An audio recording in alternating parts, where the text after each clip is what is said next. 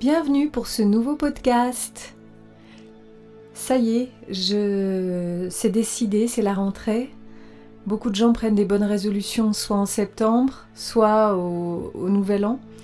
Et il y a une espèce d'énergie comme ça qui nous relie tous à des nouveaux projets au mois de septembre. Donc ça tombe très bien puisque j'ai décidé de trouver plus de régularité dans les podcasts.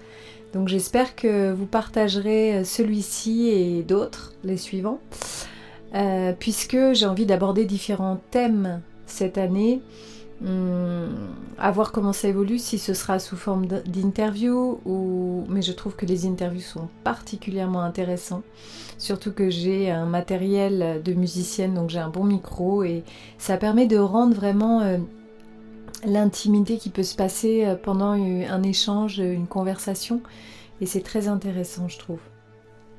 Donc aujourd'hui, j'ai envie d'aborder le thème de l'archétype de la sorcière. En effet, je suis plusieurs podcasts, des radios, dont d'ailleurs Radio Médecine Douce, qui est la radio qui est dirigée par Nathalie Lefebvre. Et effectivement, à chaque fois que je tombe sur un podcast ou un sujet qui aborde l'archétype de la sorcière, je suis absolument fascinée, inspirée. Et d'ailleurs, je ne suis pas la seule puisque les livres qui présentent cet archétype, comme L'âme de sorcière de Odile Chabriac, qui est sorti l'année dernière, je crois, et Sorcière de Mona Chollet, ont connu un succès assez important.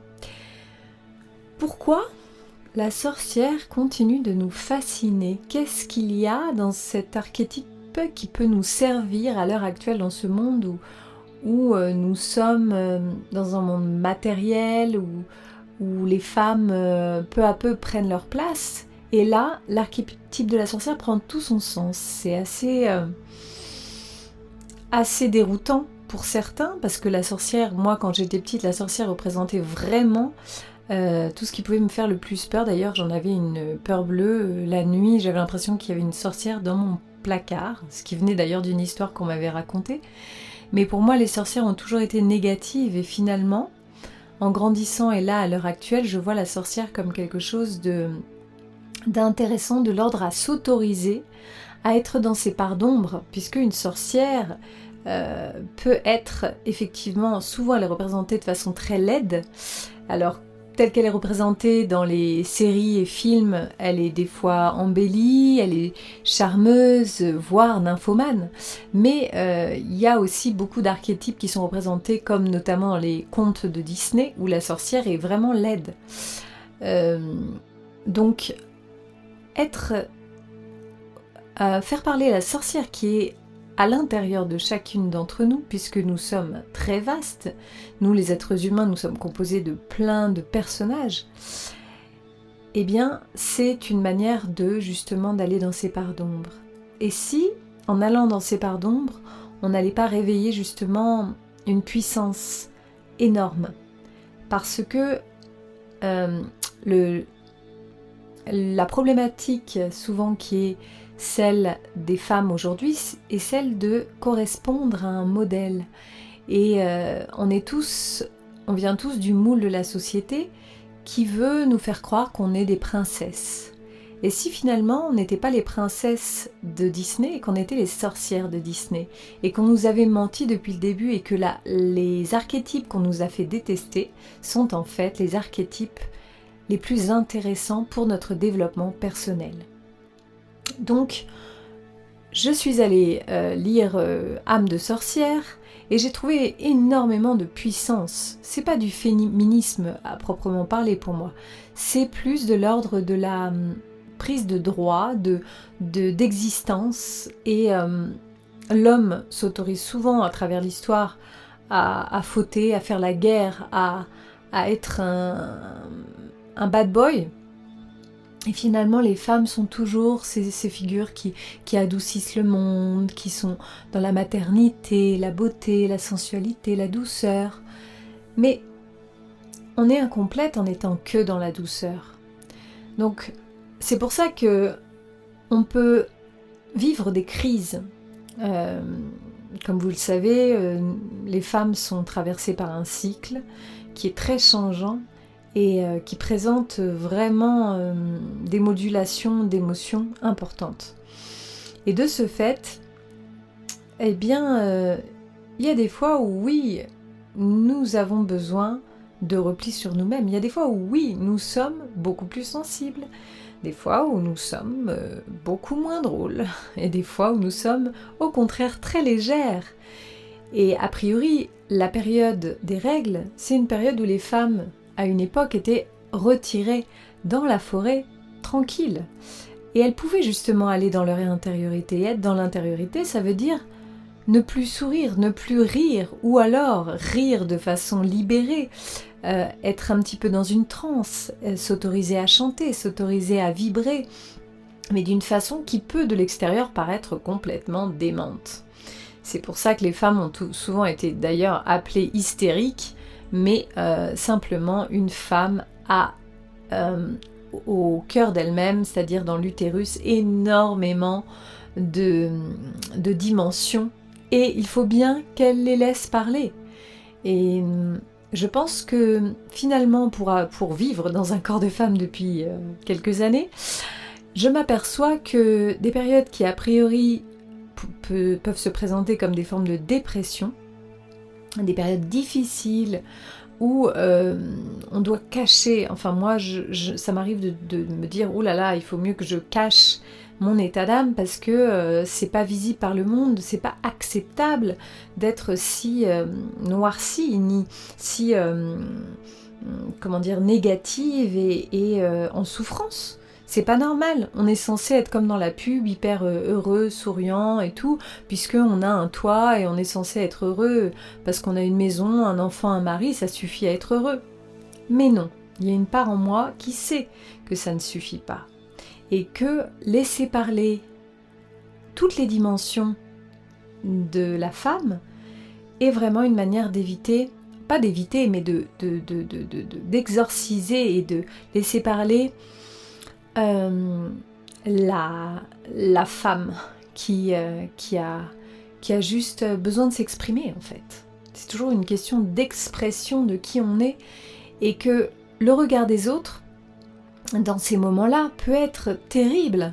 Si une femme, par exemple, a envie de se raser la tête et puis courir nue dans la rue, elle ne le fera pas puisque il y a tout ce jugement qui peut venir derrière, il y a toute cette on est sédentaire en plus, donc on risque de recroiser et que l'histoire de nous ayant pété un plomb puisse rester dans les annales pour toujours et abîmer notre réputation.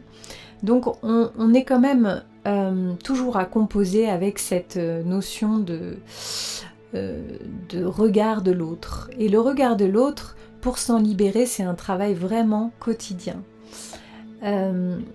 Donc, bien sûr, c'est important d'exprimer des émotions dans la solitude, pour ne pas... parce que déjà, ça peut être sonore, visuellement dérangeant ou particulier. Donc, il y a un monde comme ça de solitude à cultiver.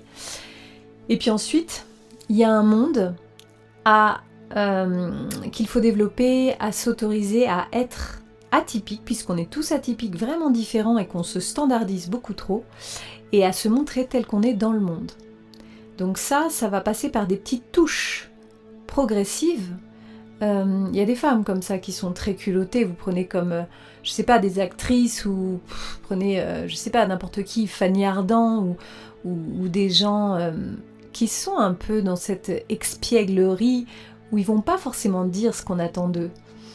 Donc je pense que l'art d'être une sorcière et une femme épanouie, c'est un petit peu l'art de pigmenter sa vie sans trop en révéler, puisqu'il y a toujours cette part cachée, la face cachée de l'iceberg, qu'il faut aussi avoir de très riche pour soi, dans la solitude.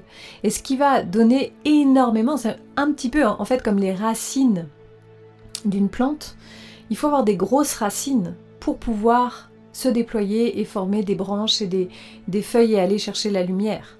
Donc les grosses racines seraient le moment de solitude, d'introspection, de profondeur, qui peut aussi paraître de l'extérieur comme quelque chose de souffrance, mais c'est la femme qui intègre et qui digère le monde aussi, parce que la femme, elle accouche les enfants, donc elle redonne naissance au monde tous les jours aussi, donc elle doit s'autoriser ces moments de repli, dans la nature de préférence. Et ensuite, elle peut s'autoriser, parce qu'elle a cet appui, cette force et ses racines de sorcière, et qu'elle sait qui elle est, et qu'elle a vu, elle a laissé sortir toutes ses émotions, elle a exprimé des choses complètement incroyables, et elle voit la magie dans tout ça, même si c'est des fois un peu obscur.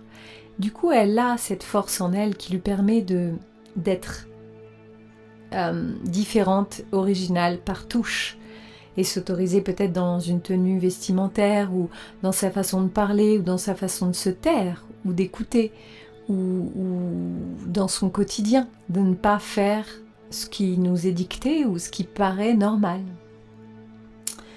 Voilà quelques pistes de réflexion sur ce podcast qui du coup est un petit peu fort et intense, qui sort un petit peu de façon décousue, mais que j'avais besoin d'exprimer puisque, je sais pas vous, mais moi, je suis dans une phase où je sens qu'il y a un positionnement énorme de la femme par rapport à l'homme et du coup de l'homme par rapport à la femme. Alors moi je connais le point de vue de la femme et je peux vous dire que ça va déménager et qu'en fait ça se passe d'abord sur le plan énergétique et psychologique et que plus ça va, plus les choses entrent dans la matière et se matérialisent. Donc on voit des choses évoluer, on voit des foyers évoluer, on voit des relations qui changent. Ça se fait petit à petit parce qu'on a peur de faire tout du jour au lendemain et d'être complètement perdu. Mais en tout cas, cet espace où on peut s'autoriser à être pleinement qui on est, à se découvrir soi, parce qu'on n'est jamais autant authentique que quand on est seul, ça, c'est vraiment à portée de main. Donc, je vous encourage à aller faire des rituels à la lune. Éventuellement, il y a des livres là-dessus sur comment faire des rituels, ou alors simplement explorer votre intuition en étant assise dans la nature et en regardant le ciel et en méditant et en développant justement cette écoute intérieure qui va vous dicter des choses, qui va vous dire bah tiens là tu peux suivre ce chemin, tu peux aller contre cet arbre, écouter. On est tous médiums, on est tous connectés. Et c'est une question de développement. Un peu comme quelqu'un qui ferait du sport tous les jours, il faut avoir cet espace à un moment donné parce que c'est primordial. Sinon, la folie va prendre le dessus sur vous, mais sans que vous le sachiez. C'est-à-dire que soit vous allez tomber dans une dépression, soit vous allez accumuler un stress. Parce que on a besoin de ces moments. C'est très important. Voilà, sans faire des retraites très longues, on peut s'autoriser des moments qui vont être tellement denses et tellement riches que ça va vous paraître être une retraite d'une semaine, voire d'un an, selon comment vous le vivez.